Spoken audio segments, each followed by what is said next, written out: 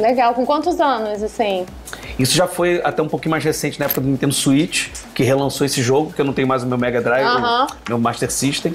Mas isso deve ter sido ali por volta de 2020, que a gente comprou o Nintendo Switch na pandemia, né? Legal, então novo, você já trabalhando isso com ele, né? Sim, porque também as empresas grandes de jogos, não mais de videogame, como você falou bem, né? As empresas grandes de jogos, elas estão trazendo também os jogos antigos para manter o jeito, né? Manter o espírito do jogo. Então, seja através de um remaster, seja de uma continuação do jogo, mas trazendo aquela experiência antiga que muitas vezes você falou bem, a gente jogava sozinho, porque era uma limitação tecnológica, mas até esse jogo do Phantasy Star, no meu prédio, o pessoal se reunia no Play para jogar. E continuava sendo um jogo de um jogador. Mas era todo mundo assistindo o jogo, ou revezando. Você perdeu muito essa coisa, né, de assistir o outro jogar. Eu falo isso pro meu filho direto. Eu tinha um costume de jogar com meu irmão. Alguns jogos eu jogava e outros eu não tinha tanta habilidade, eu não era tanto meu estilo de jogo, mas eu tava ali com ele assistindo e em algum momento eu dava um pitaco aqui, um pitaco ali e ajudava com ele, mais na parte mental, ou da forma que eu acho que isso talvez tenha a ver com esse desenvolvimento dos jogos online, né? Então a pessoa joga junto, mas não presencialmente, né? A nossa infância não foi, nem a juventude não foi dos jogos online. Então, realmente, a gente precisava se reunir presencialmente se a gente quisesse jogar junto. Hoje em dia, a galera joga junto ou no próprio servidor do jogo, ou um Discord da vida, né? Enfim. Então, vocês percebem que não tem tanto isso mais, de encontrar pra jogar. Não tem, não só de encontrar pra jogar, mas eu falo assim, os jogos single player. Porque quando alguém ia jogar, geralmente, tinha um do lado assistindo. Hoje, por exemplo, meu filho me questiona por que tem jogos que eu não jogo e fico assistindo ele jogar. Porque ele quer que, por exemplo, ele começou a jogar Freedom Wars agora. E é um jogo que eu comecei até a jogar, mas não desenvolveu tanto, e aí eu deixei só pra ele mesmo. E aí agora eu fico assistindo ele jogar do lado dele. Mas quando ele joga, eu quero assistir. Não é uma coisa que eu quero, vai lá e joga sozinho. E aí ele não entende, porque pra ele eu tinha que ter vontade de jogar. E não é bem assim que funciona, né? E tem essa coisa de você desenvolver com seus filhos, ou sei lá, seja com a pessoa que você gosta de jogar, também de ter às vezes um jogo que você joga e a pessoa só vai assistir, que às vezes não é tanto o seu estilo, mas é da pessoa, e vice-versa. Então acho que é uma coisa também que se perdeu, que a galera não faz mais. Eu comento muito isso até com meu namorado às vezes, porque ele também tem esse questionamento de, pô, por que você não joga esses jogos? Só fica assistindo eu jogar. Então tem essa coisa, eu acho que a galera não entende que ainda tem essa possibilidade também. Eu cansei de só assistir e pra mim eu fazia parte daquilo ali, sabe? Era uma coisa de, por exemplo, sei lá, meu irmão tá jogando God of War e não conseguiu passar por um caminho X, empurrar a caixa, não conseguiu empurrar a caixa pra onde tinha que ir. Eu falar, não, vai pra aquele canto lá, tenta isso aqui. Então isso é participar também, sabe? Ele como família, como, sabe, ter aquela companhia. Eu acho que isso também se perdeu muito. A gente só vê isso hoje, sabe, onde? Em live. Com a interação do público quando você tá fazendo live. E aí a galera tá lá falando, sabe, dando sugestão, mas no dia a dia, lógico, né, isso se perdeu. Mas até o motivo por trás disso, sabe, a parte boa por trás disso, a galera não consegue raciocinar que é bom, que é a companhia de estar ali. Às vezes não necessariamente eu preciso estar fazendo, mas estou participando de outra forma. Eu acho muito legal. É verdade. Isso é uma coisa que eu tento fazer, assim, exatamente porque eu não tenho esse perfil do estereótipo gamer, né, assim, mas eu gosto de assistir tudo que meu filho tá jogando e, tipo, ficar ali torcendo. Então, acho que realmente isso é uma coisa importante, né, porque é a gente encontrar nesses jogos uma possibilidade de conexão mesmo, né, entre as famílias e tudo mais. A gente tem um quadro aqui no programa que a gente chama de Save Point. Então é a hora que a gente vai se conectar com momentos lá de trás. Eu queria ouvir um pouco de vocês uma memória especial que vocês tenham com algum jogo ou com alguma história dos games.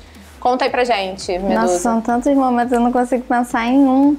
Mas assim, eu acho que um que é muito marcante, que sempre que a gente pode, a gente lembra, assim, quando a gente tá em família, é do Natal que a gente passou virando Guitar Hero. Que é a madrugada inteira que a gente passou com o meu AC, a gente passou a madrugada inteira virando Guitar Hero do modo fácil até o expert. Aí foi uma brincadeira entre eu e meus irmãos, que aí, tipo, a gente tinha acabado de comprar guitarra, né? Recém tinha comprado a guitarra, aí meu irmão brincava, tipo, zerando tocando com a guitarra nas costas, assim, como se fosse aqueles astros do rock. Nossa, esse dia foi incrível. E eu era bem nova ainda, não lembro muito bem a idade que eu tinha, mas assim, eu lembro que foi mágico esse dia. Então a gente sempre tá lembrando, eu gosto muito desse momento. Legal. Você ainda joga Guitar Hero? Não. Assim, realmente a gente tem muitas coisas pra lembrar, né? Mas eu queria trazer dois, assim, que mais do passado, mais próximo agora, né? Então, no passado, eu lembro na casa dos meus primos a gente jogando Nintendo 64, eu não tive. Então, pra mim era uma memória era algo pra ir na casa dos meus primos jogar. Estava com eles e jogar Mario Kart 64 com os primos, numa TV de tubo dividida em 4. Era uma experiência Só quem viveu, né, Felipe? Só quem viveu. Quem viveu realmente foi muito bom. Só quem viveu aquela fase da praia, né? Cair no mar, ficar irritada, ter que voltar na areia. Os atalhos. Era muito bom, muito bom.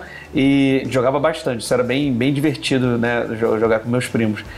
E mais recente, na pandemia, porque a gente não tinha muitas outras atividades, né, fora de casa. A gente acabou comprando o Nintendo Switch e foi uma grande alegria jogar jogos como Mario Party. Mario Party jogava em família, né? Eu, minha esposa Liane, meu filho Vinícius, nós três em casa. Mas a gente se divertia muito jogando jogos, o Mario Party, o Mario Kart, que é o 8 Deluxe.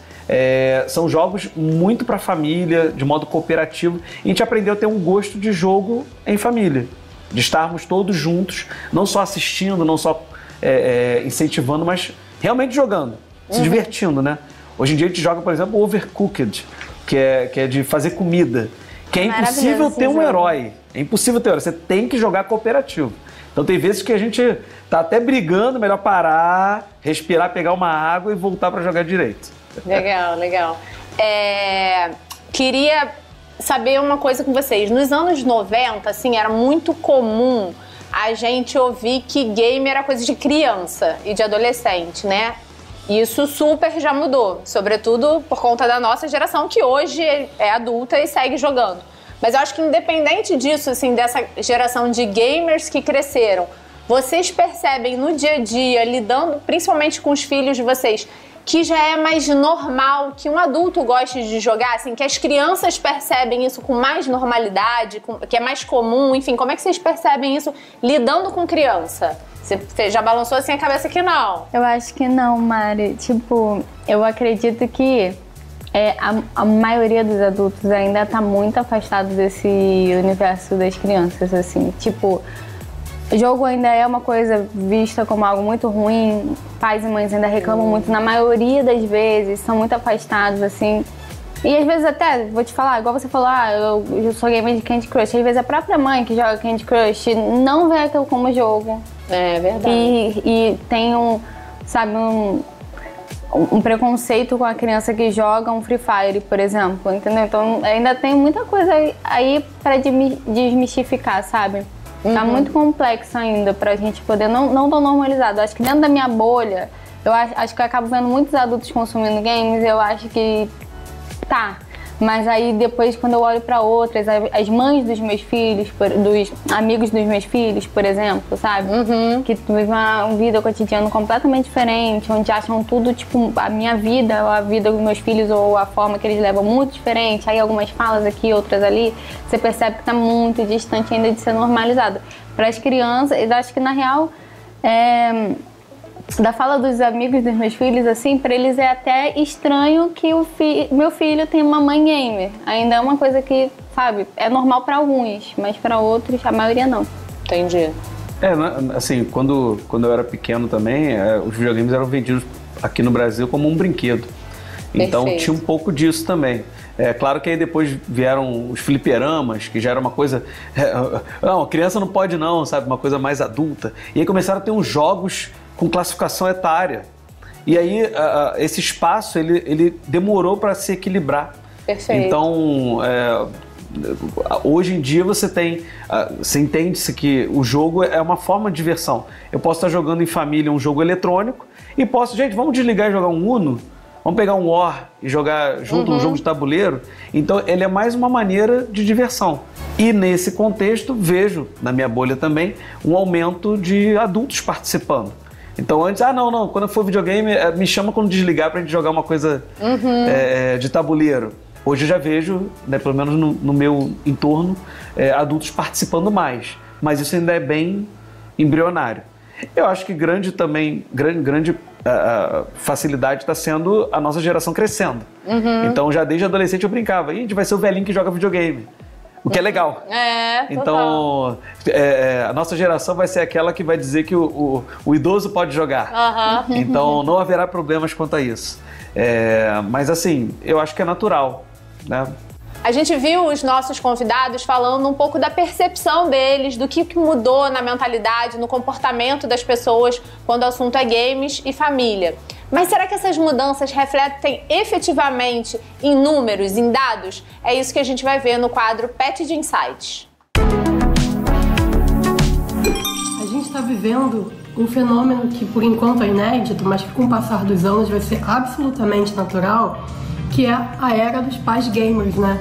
Então, na medida em que toda uma geração gamer, né, que cresceu jogando videogame, que foi adotando esse hábito, não só como hábito, mas como um hobby, uma paixão, uma ferramenta de socialização, na medida em que hoje, né, os gamers estão começando a ter filhos, começando a formar família, isso vai ser uma atividade que naturalmente vai sendo passada, né, de pai para filho, de mães para filhos, né, e virando uma atividade em família, né? Acho que se antes a gente tinha, né, um momento, né, em frente à TV, assistindo o filme, né, a série em família, hoje a gente vê o game, né, ocupando esse espaço, né? E a gente precisa considerar que eles jogam juntos, mas que eles também assistem lives juntos, né? Que eles vão assistir um campeonato presencial juntos, né? Então é muito importante a gente olhar para o gamer não só como uma atividade que você faz sozinho dentro do quarto, né? Acho que esse estereótipo isso já caiu por terra e começar a olhar para o game como esse espaço de família, de laços afetivos e de criação de memórias juntos, né? Então isso é um movimento que começou e nas próximas gerações isso vai ser absolutamente natural. Se tem uma coisa que os jogos ensinam, e a gente viu hoje nesse episódio, é que jogar junto torna a experiência muito mais divertida. E muito mais importante do que zerar um game é o que se constrói nesse caminho, né? Conexão, memória, lembranças. Se antes alguns pais pediam para desligar o videogame, hoje vários pegam o controle e jogam junto. E eu tenho certeza que isso tem construído relações muito fortes e muitas lembranças importantes para as nossas crianças e os nossos adolescentes. Queria muito agradecer Felipe e Medusa por estarem aqui, por abrirem essa temporada com a gente. Acho que a gente conseguiu conversar um pouco, né, e contar para as famílias o que vem mudando aí no cenário das famílias brasileiras quando o assunto são jogos eletrônicos. Muito obrigada. Obrigado a você. Eu que agradeço. E você que acompanhou esse episódio, conta pra gente qual a sua memória com games. A gente vai adorar saber. Conta nas redes sociais. E a gente se encontra no próximo episódio de Esse Jogo Não Tem Pause.